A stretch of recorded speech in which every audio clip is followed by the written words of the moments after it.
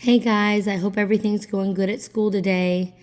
I wanted to do another video just to kind of refresh y'all on our steps when we are multiplying whole numbers by fractions or fractions by whole numbers. So remember, first thing you do is you make your Foursquare. And remember, we write the problem in box 1. Then we change the whole number to a fraction, then solve. Then we go to box 3, and that's when we change the improper fraction to a mixed number.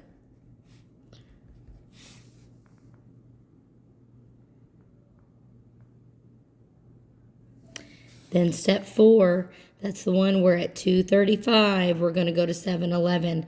This is where we simplify if possible.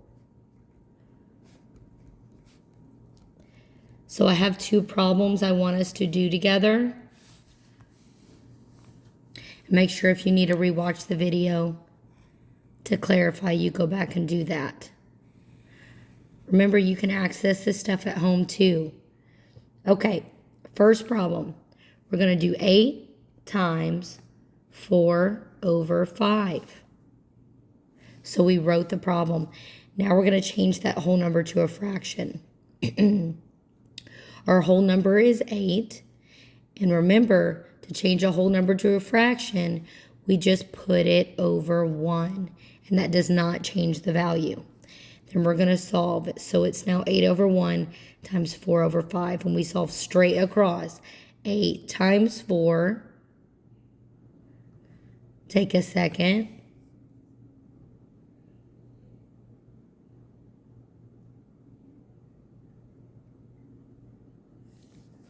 That's right, it is 32.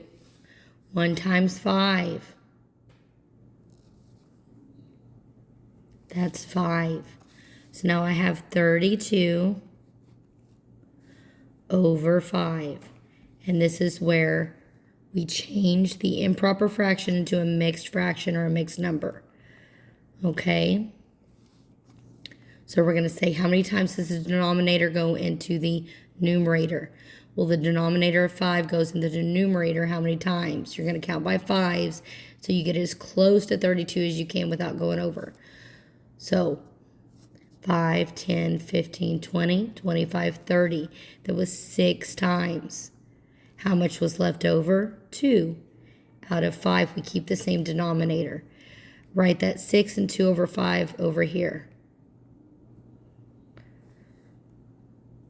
And at 235, we are going to 711. See, 2 can go into 2 evenly, but it does not go into 5 evenly, and the other numbers are too large. So my answer is 6 and 2 over 5. All right, let's do one more.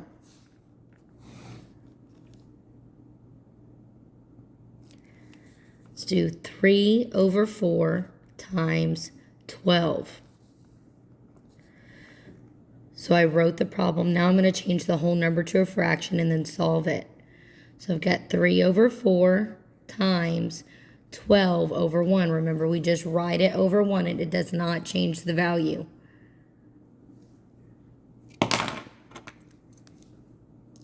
Okay, now we're going to solve straight across. 3 times 12 is 36. And 4 times 1 is 4. So now we're going to write 36 over 4. I want you to take a second and try and figure out how many times does 4 go into 36? How many times does my denominator go into my numerator?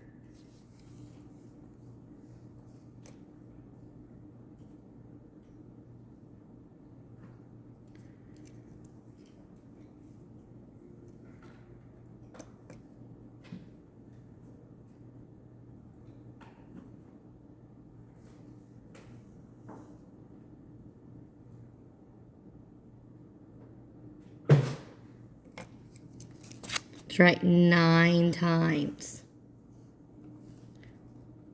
with no remainder. So my answer is 9.